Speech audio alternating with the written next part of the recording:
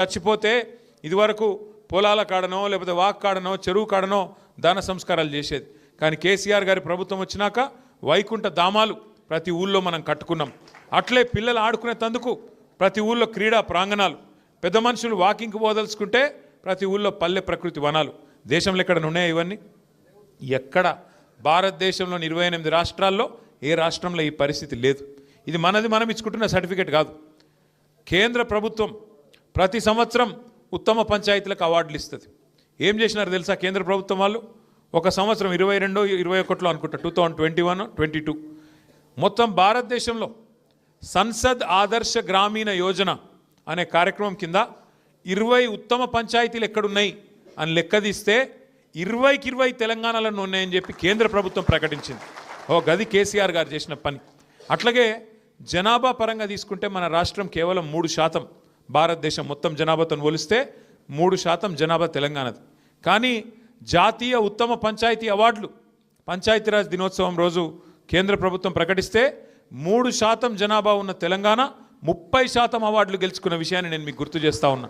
ఇంత అద్భుతంగా కేసీఆర్ గారి ప్రభుత్వంలో పల్లెలు బాగా చేసుకున్నాం, పట్టణాలు బాగా చేసుకున్నాం, పని చేసుకుంటూ పోయినాం. సరే, తాండూరులో కేవలం 6,000 స్వల్ప తేడాతోనే మనం ఓడిపోయినాం, పెద్ద మెజారిటీ ఏం కాదు.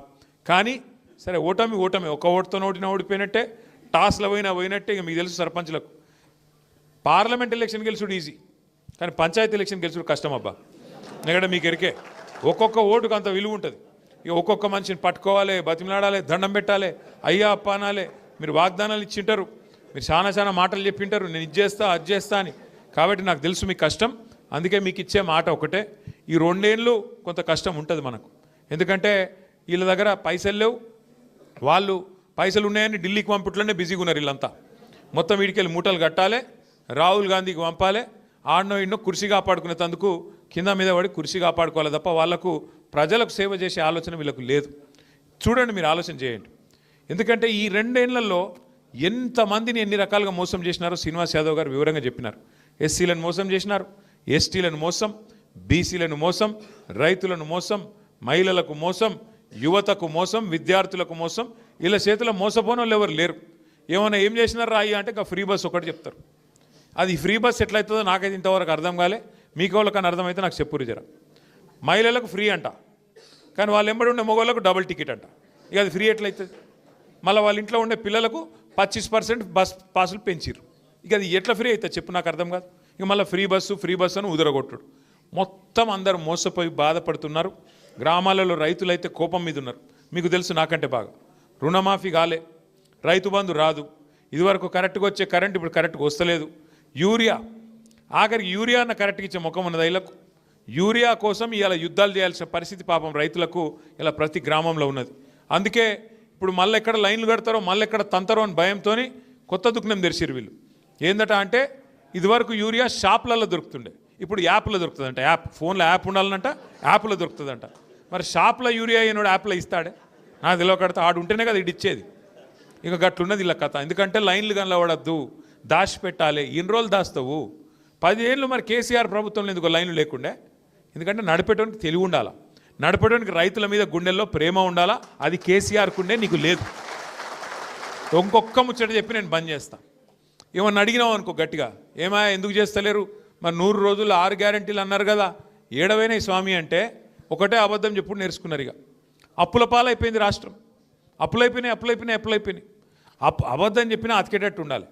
ఒక ఆయననేమో 6 లక్షల కోట్ల అప్పు అయింది అంటాడు, ఇంకొక ఆయన 7 లక్షల కోట్ల అప్పు అయింది అంటాడు, ఇంకొక ఆయన 8 లక్షల కోట్ల అప్పు అయింది అంటాడు. వాళ్ళకే శృతి లేదు. మరి కేంద్ర ప్రభుత్వం మొన్ననే ఒక ప్రకటన చేసింది పార్లమెంట్లో. ఒక బీజేపీ ఎంపీ గారు అడిగిండు తెలంగాణ ఆయన్ని, అసలు కేసీఆర్ గారు ప్రభుత్వం చేసిన అప్పు ఎంత అని అడిగిండు.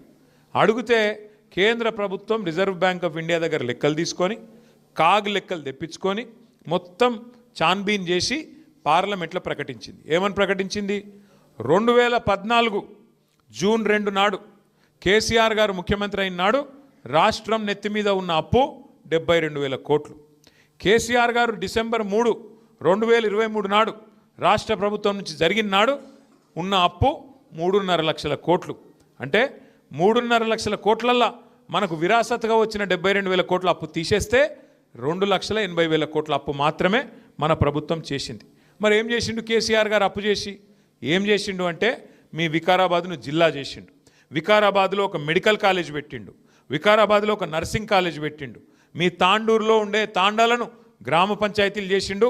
గ్రామ పంచాయతీ భవనాలు కట్టించిండు. కేసీఆర్ గారు 1022 గురుకుల పాఠశాలలు పెట్టిండు. కేసీఆర్ గారు 73,000 కోట్ల రూపాయలు రైతు బంధు రూపంలో 70 లక్షల మంది రైతుల ఖాతాల్లో టింగు టింగుమని నాట్లేసే కాలం వచ్చిందంటే మీ అకౌంట్లలో డబ్బులు వేసిండు.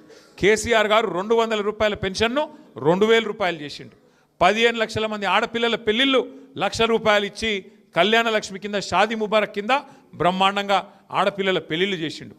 14 లక్షల మంది ఆడబిడ్డలు ప్రసూతి అయితే మగపిల్లగాడు పుడితే 12,000, ఆడపిల్ల పుడితే 13,000 రూపాయలు ఇచ్చి కేసీఆర్ కిట్ ఇచ్చి మేనమామ లెక్క వాళ్ళకి అండగా నిలబడ్డాడు. ఇట్లా చెప్పుకుంటూ పోతే 1-2 కాదు, ఊర్లలో మొత్తం ఎల్ఈడి లైట్లు పెట్టించిండు కేసీఆర్ గారు. ఊర్లలో 16,000 నర్సరీలు పెట్టించిండు. ఇక చెప్పుకుంటూ పోతే చాలా కార్యక్రమాలు, పల్లె ప్రగతి, పట్టణ ప్రగతి మీ రోహిత్ రెడ్డి గారి నాయకత్వంలో మీకైతే ప్రత్యేకంగా జీవోలు ఇచ్చిండు కేసీఆర్ గారు. 1-2 కాదు, 100 కోట్ల రూపాయలు. రోహిత్ ఇక్కడనే సార్తో దాదాపు ఒక 2-3 నెలలు ఉన్నాడు వరుసగా ప్రగతి భవన్లో ఉంటే ఎన్ని డబ్బులు కావాలంటే తాండూరుకి అన్ని డబ్బులు అప్పుడు మంజూరైతే ఇప్పుడున్న ఎమ్మెల్యే గారు వాటికే మళ్ళీ ఇంతకుముందు సీనన్న చెప్పినట్టు ఇది అటు మార్చి అది ఇటు మార్చి ఆయన తెచ్చినా పోజులు కొడుతున్నాడు తప్ప